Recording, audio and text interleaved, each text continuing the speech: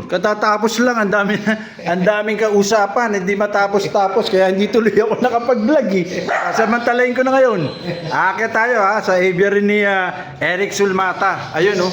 Ang kinaganda dito, talaga namang nakasarado lahat. Ayun oh. So, hindi basta-basta may makakawala. Naka-screen lahat. At meron pa siyang mga, actually, glass pala to, no? Glass window. Yan, pinatay kanina ilaw habang dito kami nagkikwentuhan. At lately lang, nag-install na siya sa init. Medyo may bumibigay, kaya yun. Nag-install na siya ng aircon dito sa aviary niya. Para sa mga ibon natin. Di ba? Ha? Salamat. Teka Eric, matagal ka na nag-iibon? Yes, mga 2004, tumigil ng 2011, bumalik ng 2024. Medyo matagal-tagal din ha. So sabi mo nga, Rosicolis pa yung mga naalala mo nun. Mga Rosicolis pa. Okay. Ito yung katunayan na ako ay matagal na mag-iibon. Yan. CWR ko. Yan. 2005 pa pala to. 2005. Pero 2004 ako nag-start. Yan yung pagka-upload. Ayun. Ano yan, produkto ng ano ba yan, yung naman sa technology yung Amnesty. Okay. Kaya binigyan kami, libre yan, walang binigay. Corazon Davis pa yung CESO Regional Director noong 2005. Matagal-tagal na rin pala. At 2 years ka palang uling nakakabalik. 2 years lang. At medyo nagulat ka ba dahil nagsulputan ng iba't ibang klaseng? Oo naman, medyo talagang complicated na yung mga pagbibig ng mga ibon ngayon. So, para kung nagbalik-aral, yun, balik tayo sa back to elementary. Yo. at teka. At hindi lang nagbalik-aral nagbalik investment dahil medyo hindi natin maikakaila. Medyo mamahalin yung mga ibon niyang pinagpundaran ngayon. Mukhang apparently bumalik na rin lang siya. Di medyo gastusan na niya. Di ba? Total pareho lang nga naman ng patuka. Di kumuha na siya ng medyo, sabihin natin talagang medyo mamahaling mga mutation. Na nakakatuwa naman pagka nasilip niyo dito. Ayun. Sa totoo lang, kaya ako bumalik sa pag-ibon dahil nga naoperahan ako sa puso. Okay. Yun, napilitan ako kumuha ng 2 pares bilang isang hobby lang sana. Ngayon, nung habang tumatagal, habang nag-aaral ako, napansin ko na laging nandun yung curiosity ng pag-ibon natin Kasi kung halimbawa ako talagang gusto kong mag-ibon, talagang nag-acquire na rin ako, unti-unti naman, hindi ka naman sinabi na pagbalik ko, boom kagad. So, nag-start tayo sa mga bagong mutation, yung aqua muna, tapos yellow face. Okay. Yung so forth and so on, ito, medyo, pero minintain ko yung dami ng aviary ko. Nag-start ako ng, siguro mga 5 pares, naging 10, naging 20. Ayun, ito, abot na ng mga 40 cages, umabot na. 40 cages. At saka ang dami ring flight cages dito. Hindi kasama yung mga pamoster. Pero tinatanggal ko na rin yun. Hindi ko na kasi mamanig. Naka-hands-on ako dito Wala akong tagapag-alaga ng ibon. Ako mismo. At ang parang nakahagilap mo ng parang mentor si Ola naman, tsaka si Rupert ba? Tama ba? Nag-start ako ang una ko naging mentor dito sa QC, na hiningian ng mga information sila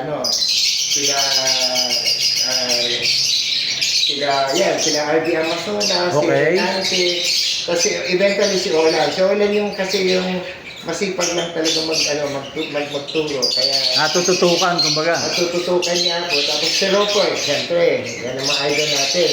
Okay. Ay, shout out muna. Kanina, may mga picture lang. Hindi ako nakakuha ng video. Kasama namin si Rupert, tsaka si Joey Atienza. Nako, dun humaba yung kwentuhan. Kaya mag-alas 7 na, saka pa lang ako nakapag-vlog. Alam mo naman, pagkasama si Rupert at kasama niya pa si Joey Atienza. Shout out sa dalawang yon. Kasama din namin si Louie, yung baguhan. Si Arabian Opaline, si Oliver. Si Oliver, si Renante Reyes, tama, di ba? Renante Reyes. Si Noel, Dragon de los Reyes, ayun, of course, si Olan. Siyempre. Ayan yan, yung mga nagpuntahan, nagpasibog na rin ng homemade spaghetti, sarap naman. At Meti Pasopia at si Noel naman, sarap naman ng pati yung otap niya. Ayun. Ayun ha, na-shoutout na natin yan. Gusto nating malaman ngayon na kung ano yung isa sa mga paborito niya rito. Siyempre sa dami ng medyo mamahaling nakuha niya, may mga paborito yan ha. Okay. Actually, sa akin, hindi naman sa paborito talaga. Very, talaga, enthusiast ako sa mga bagong mutation. Hindi ko na babanggitin, pero alam naman natin na mga bagong mutation ito ngayon pumuputok. Yung mga Aqua Upa YF, ng sapay na medyo magulo pa ang MOI. Pero papunta tayo naman doon. Papunta tayo dyan. Tama. Alagaan naman natin kung paano. At siyempre, basis sa mga breeding data natin, inaalam pa din natin. Para tayong balik-aral talaga. Pero sa ibang mutation, katulad ng mga Danpalo, Inos, medyo alam na naman natin kung paano siya palalabasin. So, nandun kasi yung lagi nating yung para bang dinikrave natin lagi yung paano ba tayo makapagpalabas ng bagong mutation. Base doon sa mga libro na nababasa natin sa mga existing mutation na. So, ini-improve lang natin at yun. Parang kumbaga nababalidate yung kaalaman mo ngayon sa breeding program. Yun ang purpose ko. Nababalidate natin yung theoretical na sinasabi at saka yung actual. Kasi kung hindi natin naaralin talaga yun, kahit sinasabi ng libro, wala tayong basehan. Correct. I agree. Teka muna, sandali ha. Ito, napakaganda na sinabi ni Sir Eric. Tama po yun. Ang mga researcher, geneticist, scientist, expert, kung si Dirk Van Den Abilman yan, lahat po yan umaasa talaga sa record ng mga breeder. Dahil may iba't ibang sumusulpot, iba't ibang klaseng interaction, bandang huli ang kukunin nilang data, galing talaga sa mga breeder. Doon talaga sila aasa or kami, kung sakali man. So, ibig sabihin, napakahalaga po ng inyong kaalaman. Yan po ang number one ha. Hindi po lang tayo talaga aasa sa libro. Malaki ang aasahan natin sa mga breeder na katulad nyo. Lalo na kung maganda ang record keeping nyo. So saludo naman sa mga breeder na talaga namang nakatutok at magandang monitoring. Yes. Kaya ako'y nagpapasalamat doon sa mga breeder ng mag-iibon ng buong Pilipinas. Tayo po'y magtulungan. Yon. Kailangan po natin dito ay sama-sama tayo at turuan natin ng maayos yung mga baguhan. May ibon man o wala, hindi naman kailangan na may ibon ka para alam mo yung theory. So sa atin lang, kailangan natin ng mga malalim na pang-unawa sa isa't isa. At daanin sa maayos na pag-uusap. Galing naman. Yun lang naman ang kailangan natin. Huwag po tayong kanya-kanya, magdatapat, magtulungan tayo. At yan lang po ang pwedeng paraan para mayangat po natin ang maayos na pag-ibon dito sa Pilipinas. Kaya naman, di ba, alam niyo naman, nakaka-relax ang pag-iibon. So, dun muna tayo sa relax, chill, wala tayo munang kung anong iisipin. Ang mahalaga, at the end of the day, di ba nakangiti ka, ang sarap ng mga huni ng ibon, ang sarap tingnan bago matulog, napapanaginipan pa yung iba't ibang kulay. Kasi nandiyan yung curiosity natin, dahil sa pagmamahal natin sa hobby natin ito, kaya natin ginagawa. Whether may money involved o wala, ito yung nagbibigay ng kasiyahan sa atin at nakakatanggal ito ng stress at nakakatulong sa ating pagkatao. Yun! Ito, isang to, Danpalo, tama, di ba? May Danpalo tayo dito, hindi masyado makita. Ayun, ako, ayun, Danpalo yun, ha? Ayun, visual, ayaw magpakita, ha? Ako pa B1, Danpalo. Andun yung pares, mukhang pumasok. Etong ganda rin naman. Yan. Danpalo din yan. O, di ba? Mga kombinasyon ng Danpalo, ha? May Aqua Opa, B1. O, yun. Aqua Opa 1 naman yun. O, yun. Ang gaganda naman. Kaya talaga namang maaaliw ka. Ito, nasa nest box na. Medyo gabi na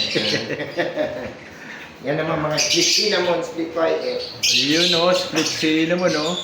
Naku, cinnamon yan sa mga paborito ko yan sa Cinnamon, Rosicolis. split opa, split white. O, di ba? Ayan. Mga post Danpalo, back to back. Ito yung mga paanak na niyan. Gaganda. Mukhang may palid dito. Dito marami, parang mga palid, di ba? Yan, mga panid yan. Oh, Mga ha? aqua, tsaka split, wire panid. Ayun, sex link din ng palid, tsaka opa, ayun.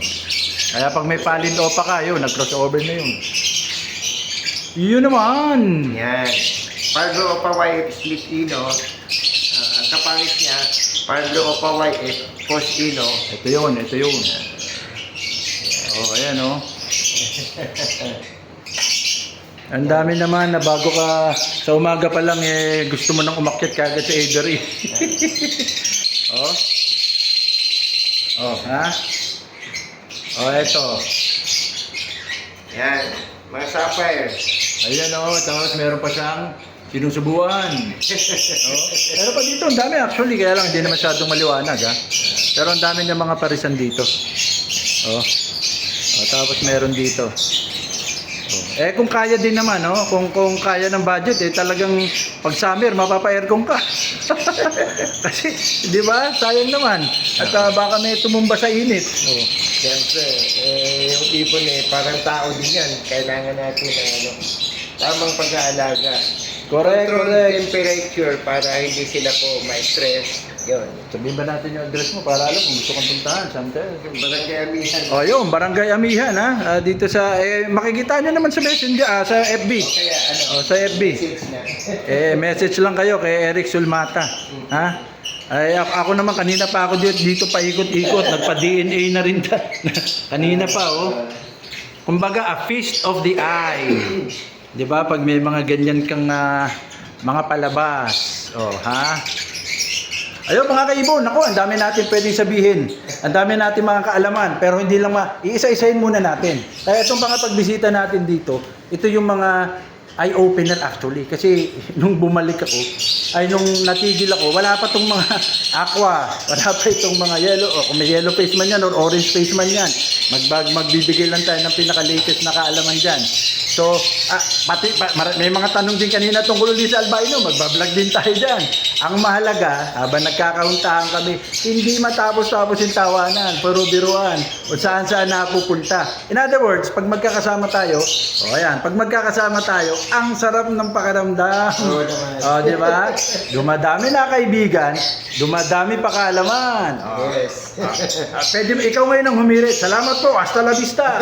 Salamat sa iyo, Sir Jameson Yaripan, at sa mga nagpunta, si Robert, si Joey Atienza, Pretorian, si Sir Renante Reyes, Sir Oliver ng Opaline Arabian ba yun? Arabian, at si Louie, Oh, na yun. kasama. At siyempre, si Noel Dragon de los Reyes, Yun. na nagdala po ng napakasarap na hopia, Yo! munggo, at saka Otak.